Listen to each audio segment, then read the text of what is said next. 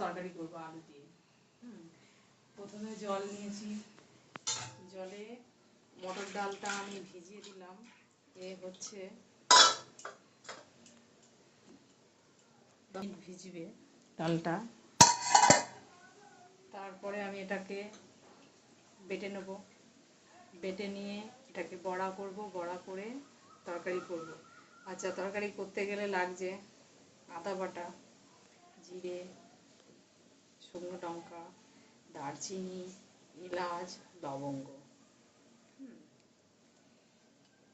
প্রথমে আলুটাকে ছাড়িয়ে, ঝুড়ি দেখা যাচ্ছে নাকি আলু?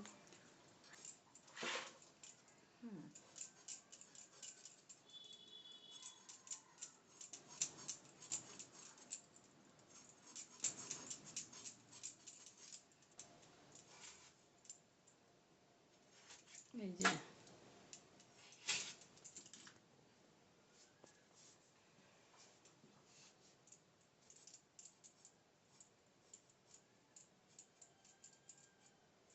টমেটো কুচি, টমেটো কুচি দিতে হবে।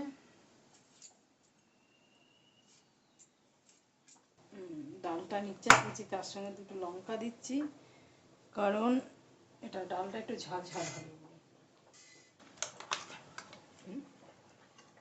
এই মিক্সচার করে নিলাম। এবার এতে নুন, একটু হলুদ দেব, দিয়ে এটাকে একটু ফেটে নিয়ে এটাকে বড়া ভাজবো। এই অল্প পরিমাণ একটু হলুদ গুঁড়ো দিলাম, একটু পরিমাণ হলুদ গুঁড়ো, অল্প পরিমাণ একটু লবণ দিলাম, দিয়ে এটাকে আমি ভালো করে মেখে নেব। মেখে নিয়ে এটা আমি ছোট্ট ছোট্ট করে বড়াটা করে নেব।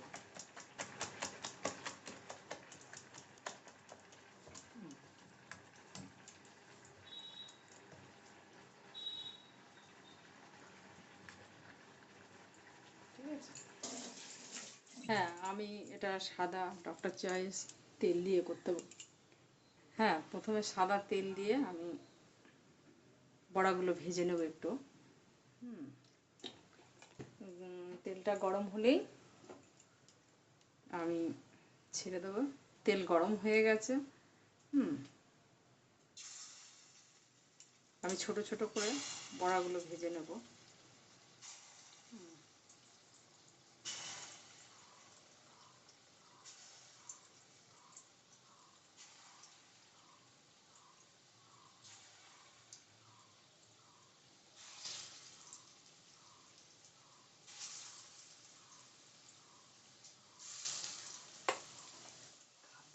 উল্টিয়ে দেবো।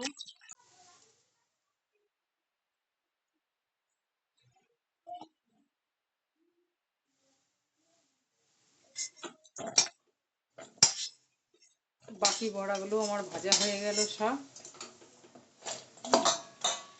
এইবার আমি সাদা তেল দিয়ে তরকারিটা করব। ঠিক আছে? সাদা তেল দিলাম,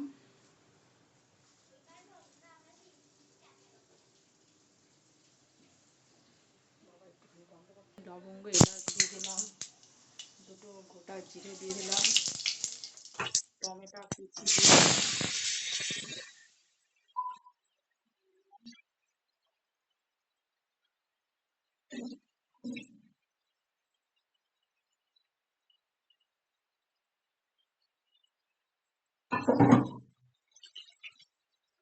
লঙ্কা আদা বাটা দিয়ে দিলাম।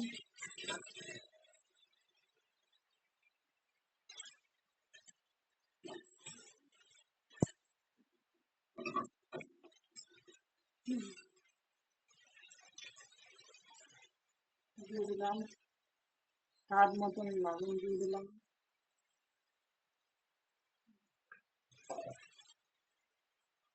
হলুদ দিলাম।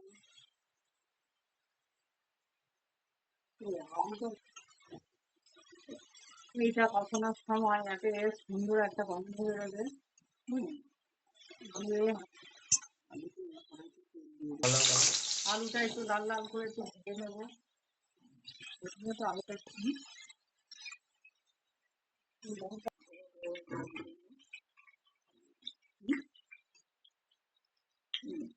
আলুটা লাল লাল করে ভাজা হয়ে গেছে প্রায়।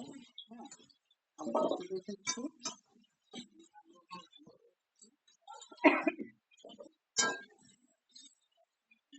মশলাটা পানি দিচ্ছি না।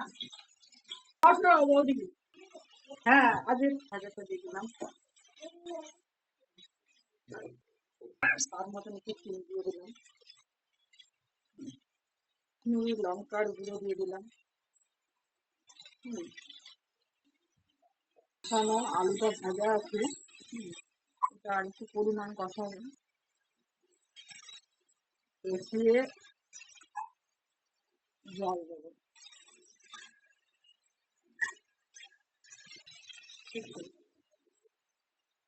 একটা খুব সুন্দর ফ্লেভার এসছে। বাড়িতে নিরামিষ খেতে পরে রান্না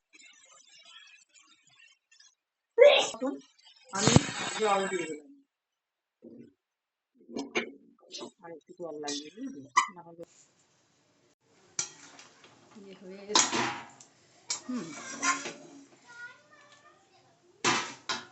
এইবার আমি বড়াগুলো এর মধ্যে ঝোলের মধ্যে দিয়ে দেবো।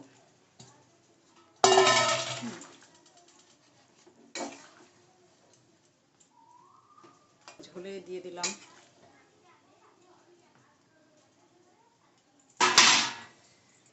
এটা গরম মশলা আর জিরে, ভাজা জিরে আর গরম মশলা গুঁড়ো।